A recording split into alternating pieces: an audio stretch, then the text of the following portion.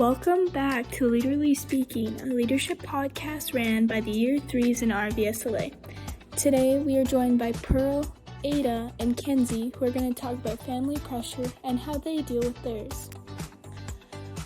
Hi, my name is Chloe, and I go to WH Croxford. Hi, I'm Casey. I go to Georgia Duke. Hi, my name is Jenna. I go to WG Rock. Hi, my name is Maya. I go to Birch Church High School. Hi, my name is Ashlyn and I go to Cochrane High. Hi, my name is Ariana and I go to Birch Church High School. Hi, my name is Hallie and I go to WH Croxford. Hi, my name is Kenzie and I go to Horseshoe Crossing. Hi, my name is Cameron and I go to Birch Church. Hi, my name is Carly. I go to WH Croxford. Hi, my name is Avery and I go to WH Croxford. Welcome to Lead-erally Speaking! Welcome to the Lead-erally Speaking podcast, and today we have me, Pearl, Kenzie, and Ada, and we are going to talk about family pressures today. So Ada, do you want to kick us off? Yeah, I think when I think about family pressure, I know us three are the oldest children, but I feel like family pressure means so much. Even if you have a very supportive family, I would say my parents are very supportive of everything I do, there is still that pressure. I feel I always feel to perform good and be good because you're literally an example to your family and your parents and stuff. And I feel family pressure goes so deep in how I feel about my school, how I feel about my personal life, and how I feel about my leadership. And I think a lot of my leadership projects I put so much effort because I want to I feel that pressure almost from my family, from myself, and I always just want to be doing great to show my family that I can always be doing better and stuff. But that's just kind of how I feel about the pressure I feel from my family. How do you guys feel about that?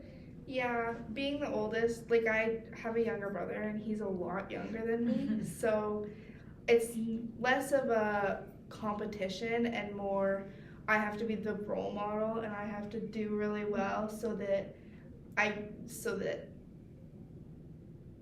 he's not the favorite. Yeah. Not that that's important, but he is so much younger that I'm the chauffeur. I want to show up and be able to go to the football practices and the basketball games, but I also have my own life and want to excel in school and be able to. It's a balance between wanting to show up for him and then excelling in leadership and in school and at home. Yeah, I feel there's so much to balance and stuff. Yeah. Being present. I know, and especially when you're an older sibling, I really agree with you where it's you have the constant feeling of needing to be an example, and also with you that it's you kind of sacrifice your time to be there for others, and you find those qualities kind of in leadership show out. I know that as an older sibling for me, a lot of what I do is to continuously encourage my siblings to go step out of their comfort zone, because I feel I can't do it, then it's gonna discourage them from trying. Mm-hmm. So I gotta be I gotta put up a strong front, and then I gotta show them that I can do it so that they know that they can do it. And I think that just plays so much into how I do and articulate the way I behave. I feel almost a turning point for me when I realized oh, I need to do better in a way is when I could see some of my bad habits onto my little sister and stuff. I was just I need to be better. I need to be an example for her and not have, because I feel sometimes we always to think no, our little sister she actually doesn't because they get to a stage where they just act like they don't care about you and you're not cool or whatever, but they my little sister, she just I know how much she almost admires me and how much we reflect off each other. So if she does something bad, she's a role model for me. If I do something bad, I'm a role model for her, and we just it makes me want to be better all the time for her in a way, if that makes sense. Yeah, and it almost feels like an obligation. You don't have a choice to be the best version of yourself all the time. Yeah, and I feel as an older sibling too, you have this pressure of needing to set a foundation for your siblings. And I know right now we're working on our legacy project, and this is probably going to be a turning point for our younger year 1s and 2s in the future. But I know especially as the eldest sibling here, and then my family moving from Ontario to here, like I've always had that pressure to set a foundation and to set a starting point for myself. And then that starting point will be like the seed to a bigger tree of like opportunities for me and my siblings, because truly, like, I know when I was starting off, I wish I had an older sibling to look up to and to know that they've done this and that means I can do the same. For my siblings, I've always wanted to make sure that they have that with me and that I've tried everything. And that's why, like, I've never been so afraid of failure. Like, obviously, I've had like the feeling of needing to overachieve and everything. But when I started to face failures, and obviously at first it was scary because it's like, okay, this is not what I want to set for my siblings. This is not the example that I wanted to give. I wanted to show that I could always be better. But then these failures turn into learning points. And then these learning points can be passed down to my siblings, and they can learn from my mistakes and grow from that and to become better inherently on their own. So it's just like, yeah. Yeah, I feel like it's important to recognize, like, we're not perfect and, like, we're gonna make mistakes, but those don't have to be, like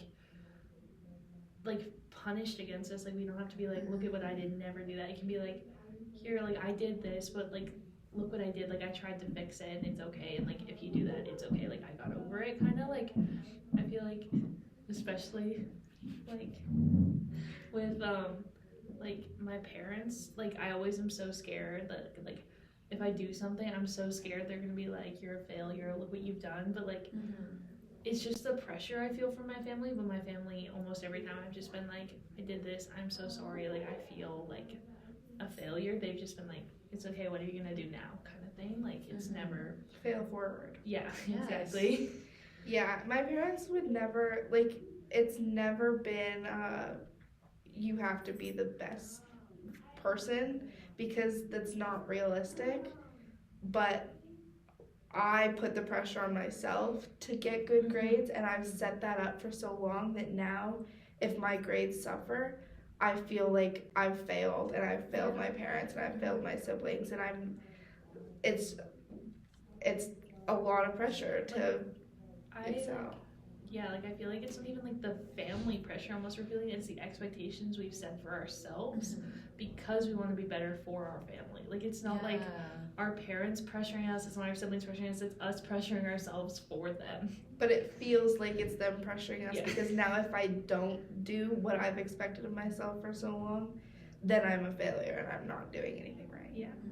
Something I did want to tie into this episode was a program I'm in called the Big Brothers Big Sisters. It's a program outside of both my leadership academy and my in-school leadership. It's where you get paired with like an elementary school student, and you're paired with them for the duration of their elementary school stay, so like grade 1 to grade 5 or grade 4 to grade 5. I've been paired with the same little brother for the last 2 years, and it's really meant a lot, and it's helped me grow in my leadership a lot, I'd say. It's taught me a lot of patience, and it's really made me want to be a good example. It's probably where I felt a lot of pressure in making sure I'm always being an example, being good, because when you have a child that struggles, which is why they would be in the Big Brothers Big Sisters program, you always want to be that example and something they can call back on and be like, I'm doing okay. Like, my big sister from Big Brothers Big Sisters always believed in me, like, she had it all figured out, I got it all figured out, kind of thing. And I've talked to my like mentee about that before, and we've talked about like when I graduate this year, like where he's gonna go with that and how he's gonna find support. But Big Brothers Big Sisters has really shown me like your presence and your example means so much to younger generations. Like, you just showing up every day, you just being there can mean more than you ever think it's gonna mean. Like, you going there with a positive attitude, wanting to talk to them, wanting to be their problems. The expectation I set for myself is to help him like learn and help him get over all his struggles. But the expectation he has of me is just to be there for him. And I don't think we realize that all the time. I think we set the bar too high, but at the end of the day, us just showing up can sometimes be enough. And that's how I think like Big Brothers Big Sisters has like made me realize the expectations for myself and for my mentee are so different from what he actually needed, you know?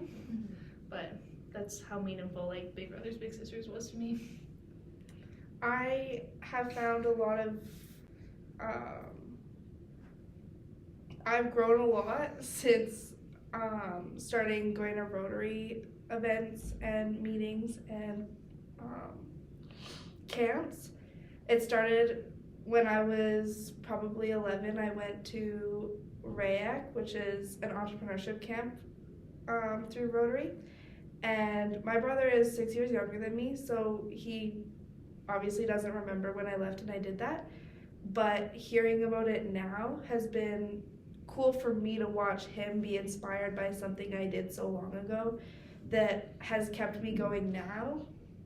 And I still go to Rotary camps, I still go to club meetings, and it's just something that I do outside of my regular day-to-day time, because I saw how inspired my brother got from it, and he wants to go when he ages into the category, and he's going to start doing the same thing. So I just want to step up for myself, do those things for myself, because I want him to see that he can do it too.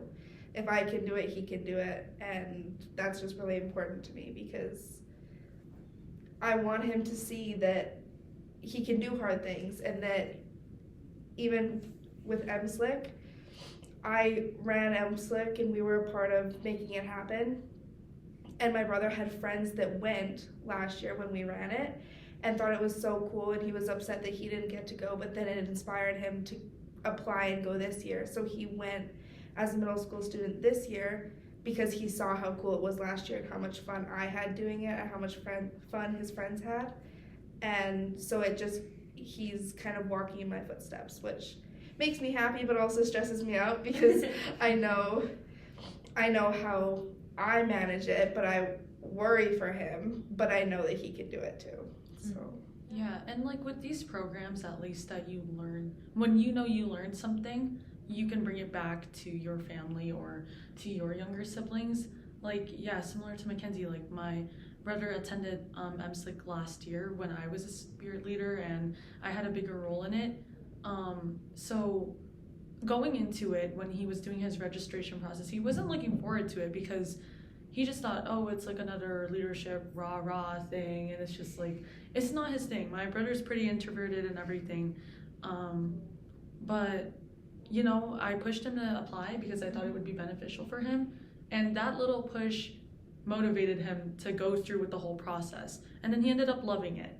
And oftentimes you might not get that thank you or I'm happy that you did this for me, but the impact that you have on your younger siblings and even your family can cause ripple effects throughout, and it affects your environment, it affects your overall life. Like, yeah, it just, your role in other people's lives is bigger than what it may seem. Yeah, 100%. I fully agree. For those who are watching, thank you. We hope that our message has inspired you to take some of these pressures either off your plate or even just shifting your perspective on how you handle things in your life and knowing that you have an impact on those around you. And yeah. Thanks for listening. Bye. Bye. My name is Chloe, and this is me signing off. I'm Casey signing out. I'm Jenna signing out. I'm Maya signing out. I'm Ashlyn signing out. I'm Ariana and I'm signing out. I'm Hallie and I'm signing out. I'm Kenzie and I'm signing out. I'm Cameron and I'm signing out. I'm Carly and I'm signing out. I'm Avery and I'm signing out. Alright guys, this is the end of our podcast. I hope you guys enjoyed. This is Lead-erally Speaking! Till next time. Bye!